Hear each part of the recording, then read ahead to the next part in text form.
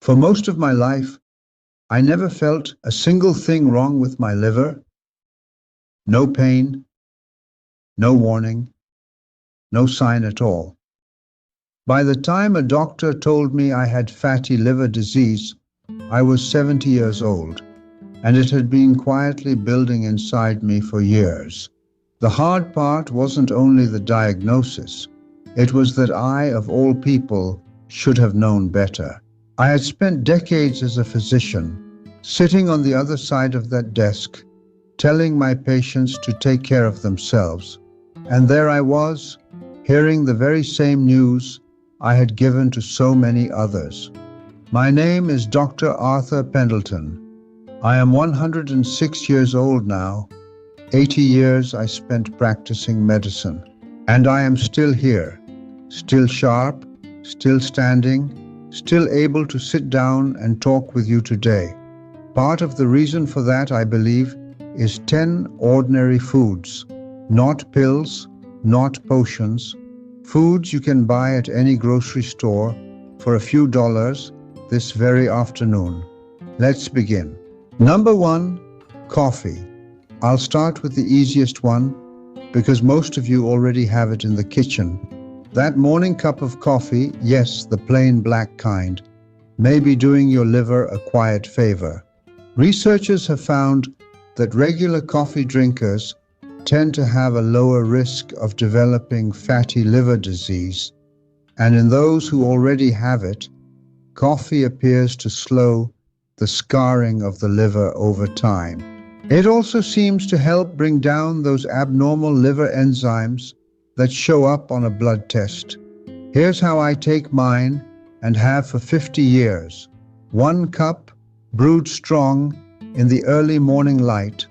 A splash of milk if you like, but go easy on the sugar, because sugar is one of the very things we are trying to spare the liver.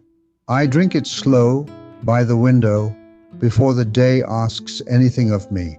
A small ritual, a small kindness. Number 2, leafy greens. If coffee was the easy one, here's the powerful one: spinach and the other dark leafy greens. In one study, people who ate spinach had a lower risk of fatty liver disease. And here's the curious part: it was raw spinach that showed the strongest effect.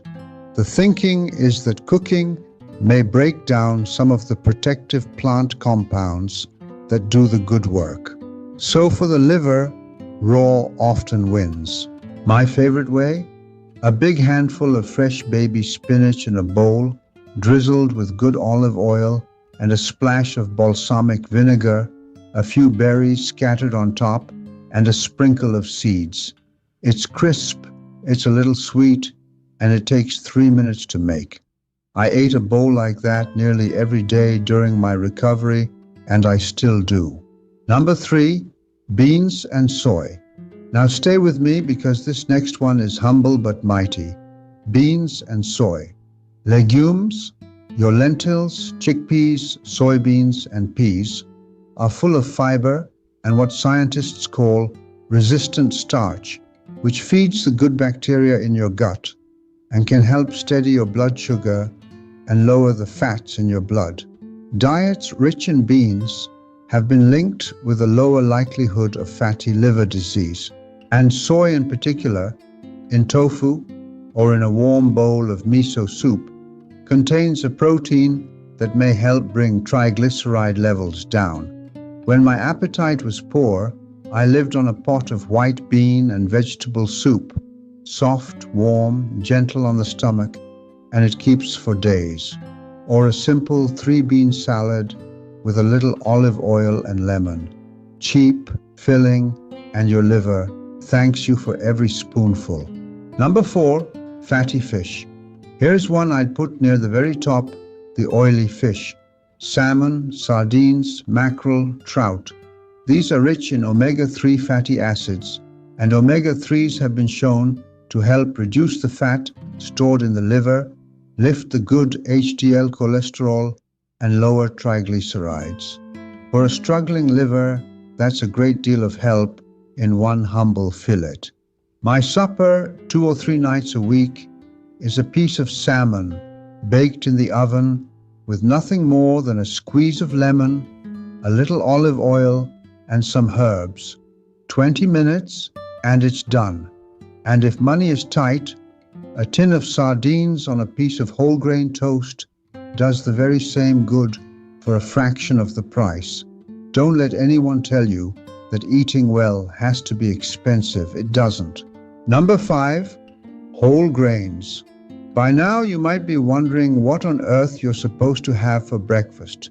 Here is my answer, and it's been my answer every single morning for years. Oats.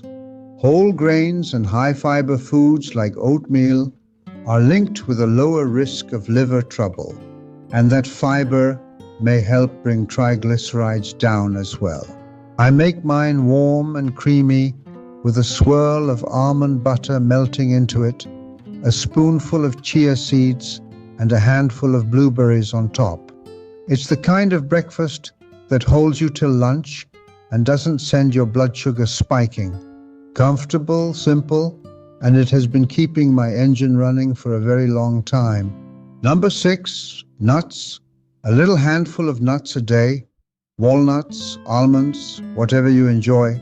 Diets rich in nuts have been associated with less inflammation, steadier blood sugar, and a lower rate of fatty liver disease.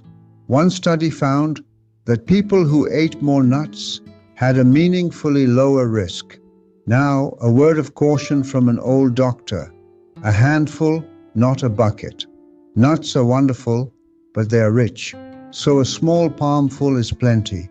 I keep mine in a little dish on the counter, and when the afternoon hunger comes knocking, I reach for those instead of the biscuit tin, or apple slices with a smear of peanut butter. That's a fine afternoon snack too. Number 7, turmeric. Here's the one that surprised even me after 60 years in medicine, that bright orange spice, turmeric. Its active ingredient, curcumin, has been studied for the liver, and the research suggests it may lower those markers of liver strain that run high when the liver's in trouble. Now, I'll be honest with you, those studies often used concentrated amounts, far more than you'd ever get from a pinch in your cooking. So I won't promise you miracles from the spice rack, but adding it to your meals does no harm, and it may quietly help. I stir it into soups and stews where it turns everything a beautiful gold. Or on a cold evening, I warm a cup of milk with a little turmeric and a crack of black pepper. The pepper helps your body take it in. We call it golden milk. It's a soothing thing to hold in your hands before bed. Number 8, sunflower seeds. This little one is easy to overlook. Sunflower seeds. They're one of the richest natural sources of vitamin E, and a diet with plenty of vitamin E has been linked with a lower likelihood of fatty liver disease. It's a small, inexpensive way to give your liver a bit more support. I keep a jar of them, and I sprinkle a spoonful over that spinach salad or onto my morning oats for a little crunch. You'll hardly notice them, but your liver just might. Number 9, healthy fats. Now this one isn't a single food so much as a simple swap, and it may be the most important habit on this whole list. The kind of fat matters.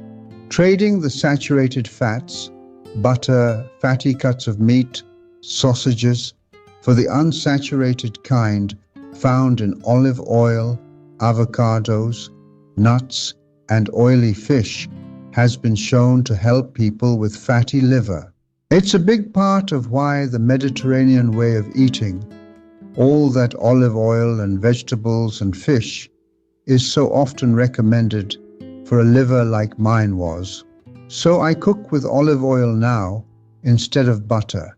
I'll have half an avocado mashed onto a slice of whole grain toast for lunch. The same satisfying richness, but the good kind. A small change you make just once, and then it simply becomes how you eat.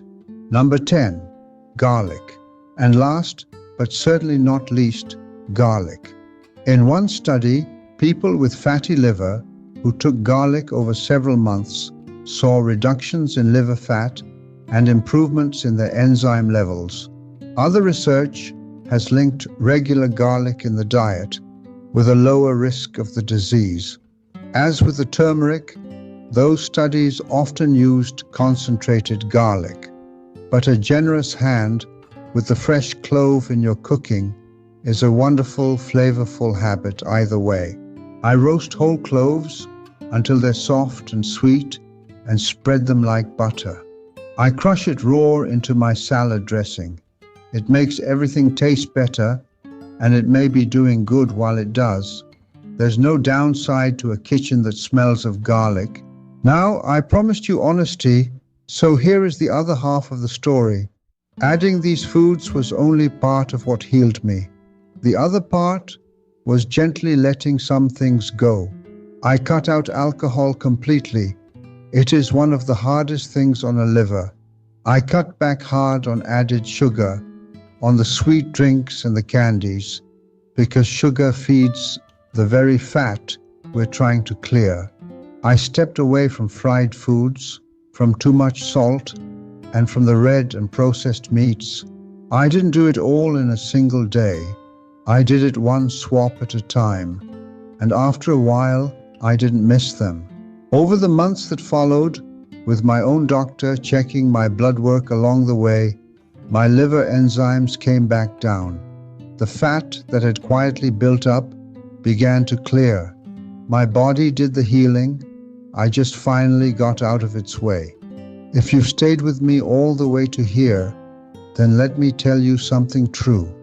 You are one of the lucky ones. Most people never make it this far. They click away.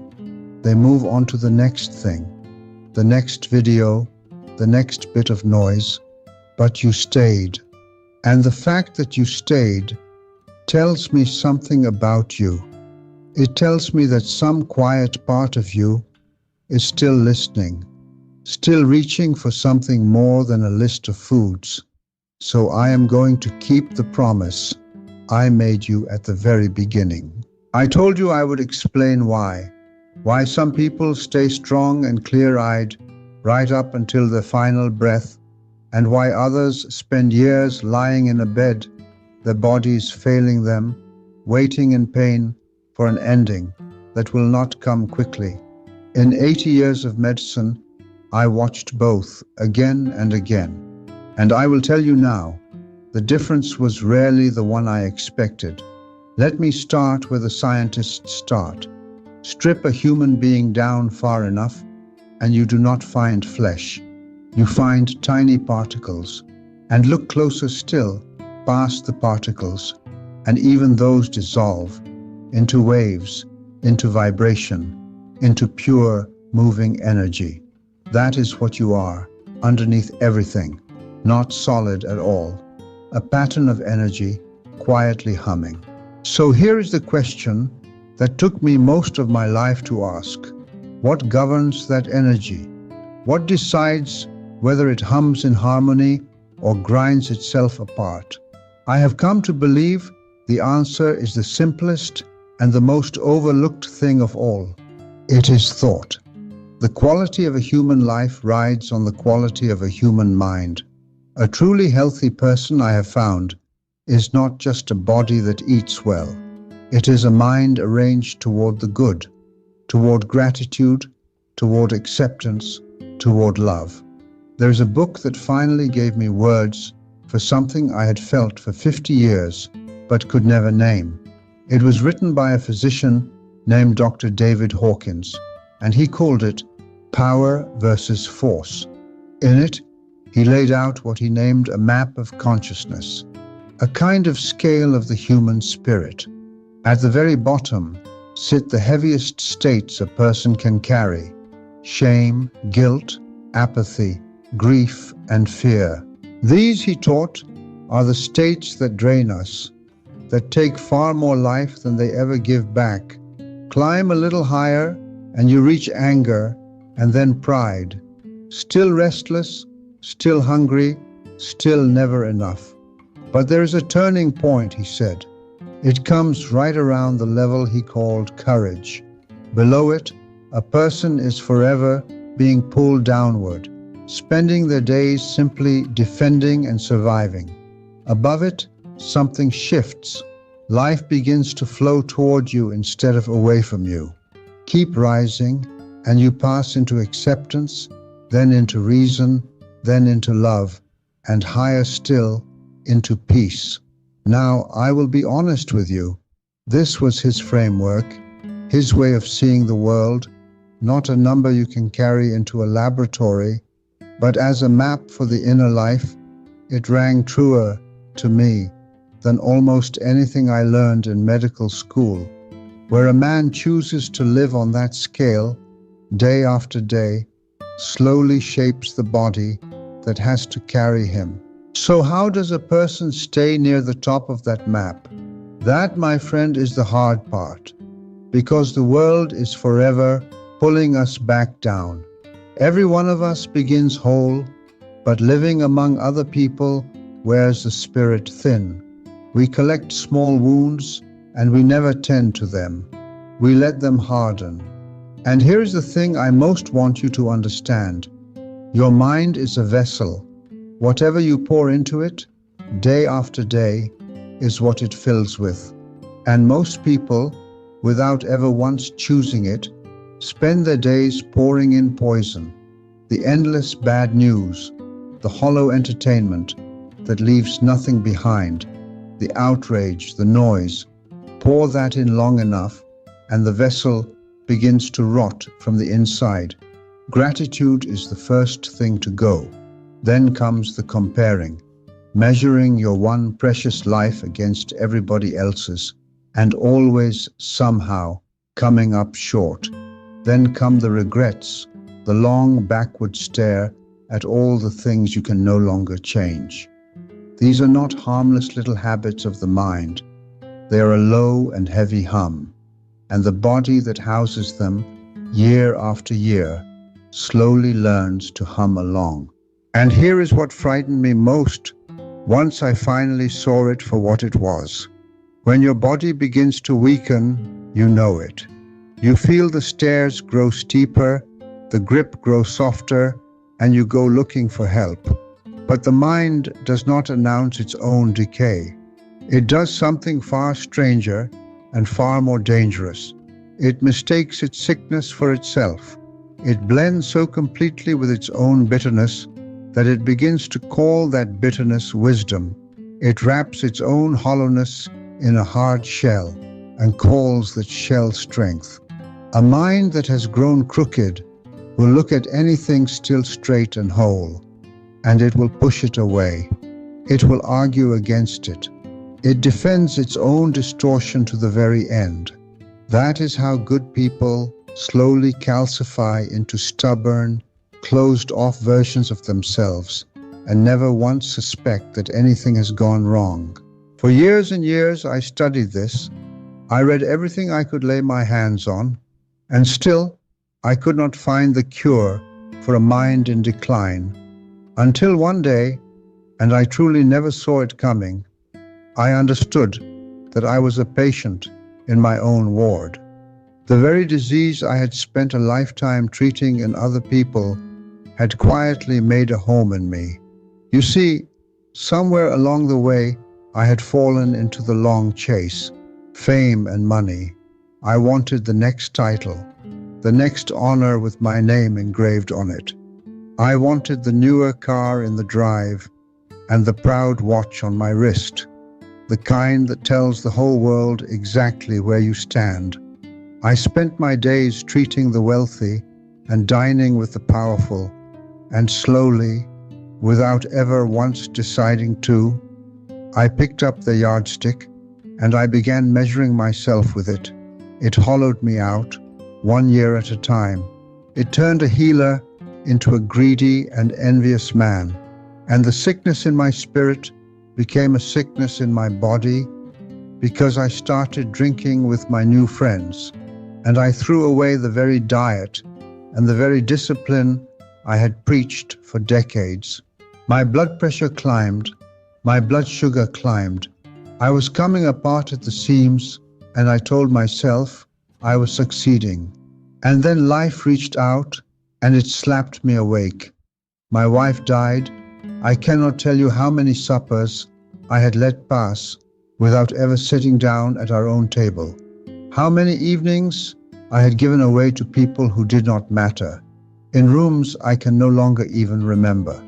And when she was gone, the whole of it went suddenly silent and empty and pointless.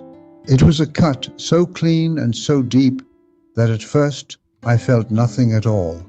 Nothing, until the illness I had been outrunning for years finally caught me.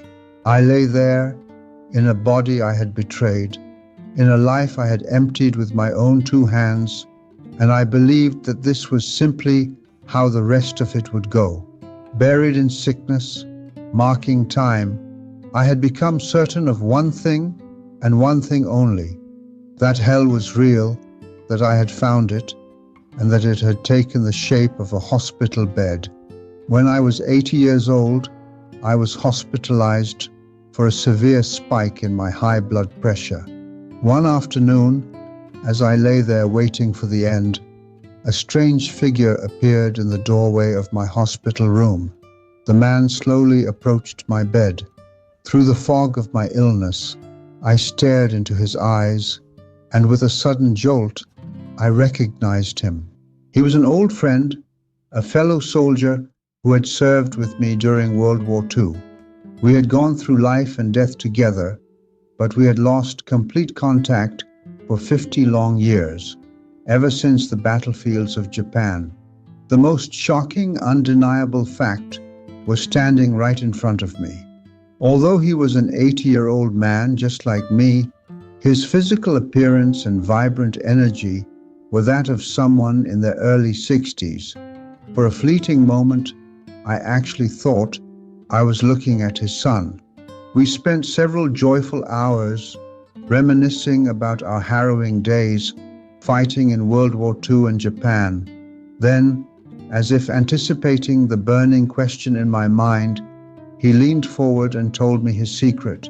He explained that his remarkable health, his youthful appearance, and his radiant energy were entirely due to his practice of Falun Dafa. Now I was a man who had dedicated his entire life to empirical science, but I simply could not argue with the living, breathing evidence sitting right in front of my eyes. Before he left, he gifted me a book called Zhuan Falun. I began to read it, and I learned more about the true nature of life and health than I had in all my years of medical school. I learned to live strictly by three universal principles: truthfulness, compassion, and forbearance.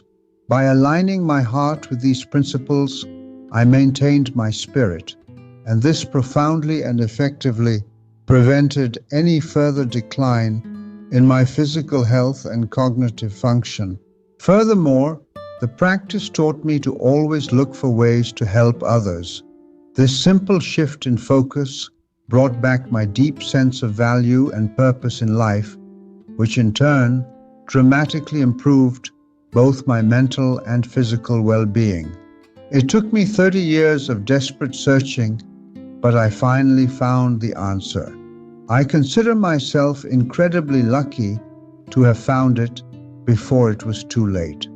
If you want to experience this profound transformation for yourself, you only need to search the words Falun Dafa. You will immediately find the book Zhuan Falun, which you can read directly online, and you will find complete, free videos teaching the beautiful Qigong movements. Let me tell you this, from the bottom of my 106-year-old heart. No matter how old you are right now, once you obtain this book, you will look back on this moment in the years to come, and you will see just how incredibly lucky and truly blessed you are.